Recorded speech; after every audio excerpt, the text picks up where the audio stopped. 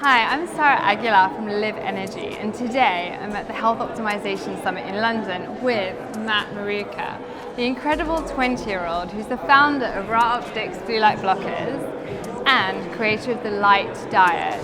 We're going to be looking at how natural light can heal.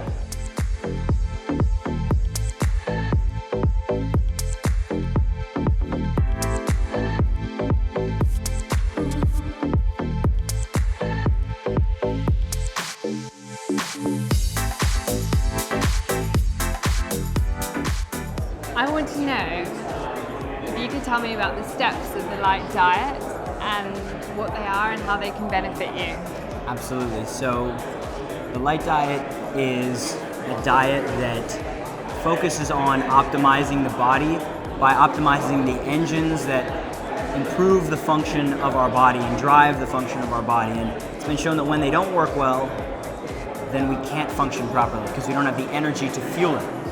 So if we try to use food, for example, to improve these engines, it's not necessarily going to have the desired effect. And the reason is, when you put better fuel into an engine, it won't fix broken spark plugs or broken components of an engine. So we want to actually fix the foundational issues. And it turns out the thing that fixes the foundational issues in our engines is light, because light drives the function of the body. That then, therefore, light is a more important source of fuel than food itself? Not necessarily more important, because if you stopped eating, for example, you'll quickly, or over time, you'll run out of hydrogen. Once you burn off all the fat that's on your body, you'll run out of hydrogen, which is the fuel source we mix with oxygen, just like a fire and just like a car engine, to make energy. So you have to have hydrogen from a food source generally to live.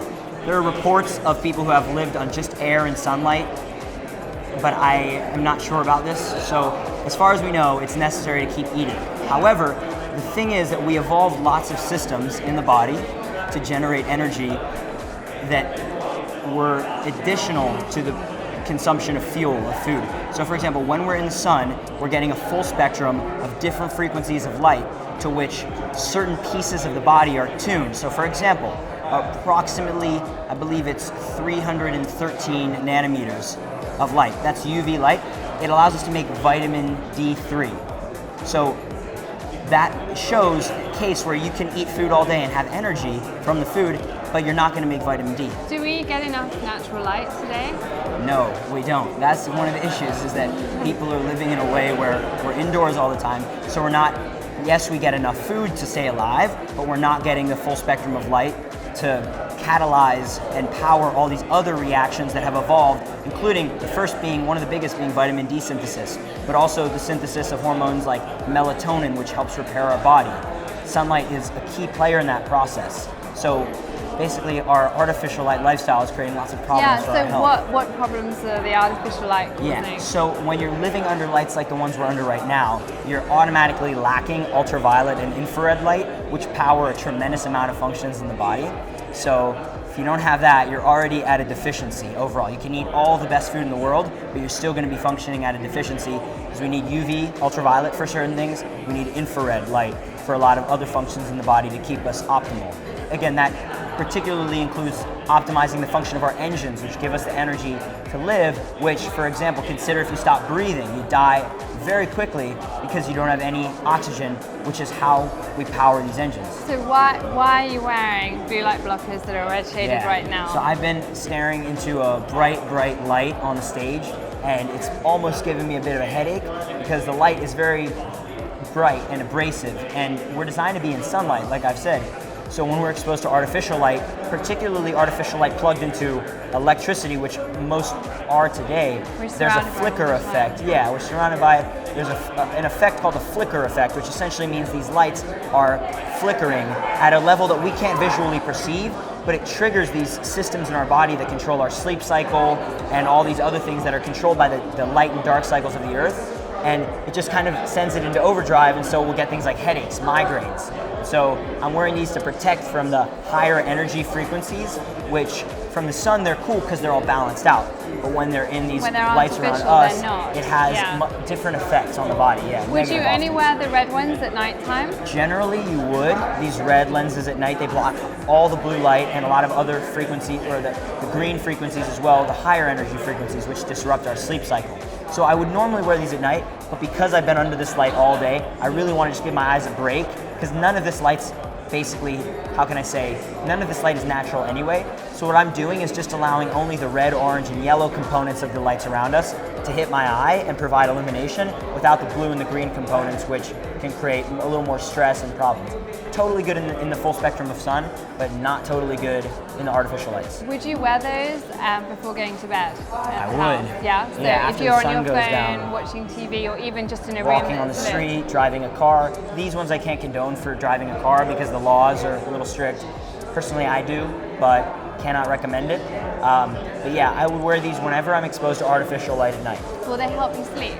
They will help you sleep a lot because they basically protect your natural production of melatonin and prevent it from being stopped by all this bright artificial light that's around us. Yeah, and melatonin is the sleep hormone, and if you're exposed to bright light, you won't produce it. Yeah, and if you take it orally, you can disrupt the natural production cycles, which is really, really bad. So yeah, just produce it naturally by blocking blue light at night. And getting sunlight in the morning.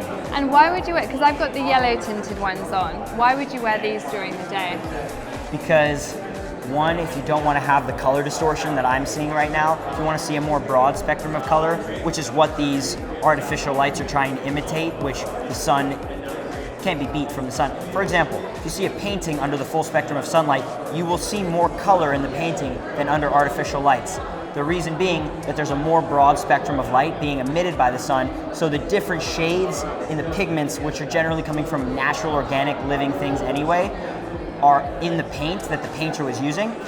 All of those pigments won't be activated and reflect the light back if it's under a distorted spectrum with different spikes of different colors, but not a complete spectrum like the full spectrum of the sun.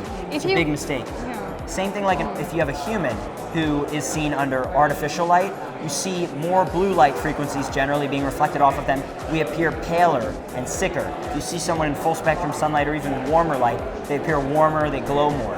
If you're wearing these in an office with loads of artificial lighting, will they stop your energy being drained by the artificial light? So these lights will help a lot, but it's key that you get morning sunlight exposure to basically protect the body's circadian rhythm, to get that stimulus to wake up. Now, of course, it's sort of counterintuitive to wear these during the day because it's going to make you tired, potentially, if you're not getting out every couple hours to get a little bit more sun to keep you awake and keep these systems functioning.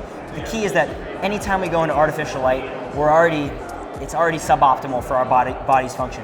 So these lenses just allow us to make it less suboptimal for our function. It's like the lesser of two evils.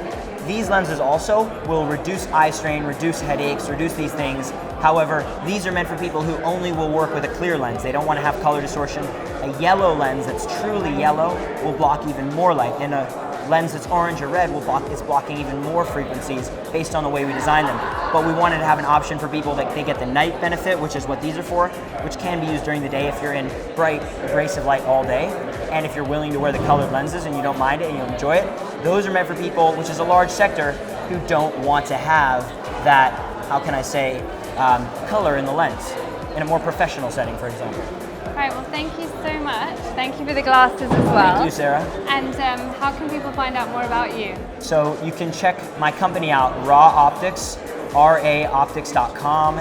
On Instagram, rawra_optics. And then me on Instagram, I'm The Light Diet. The Light So people can learn. Send me questions. I'll be posting, ask for information. I'll be doing more talks and podcasts.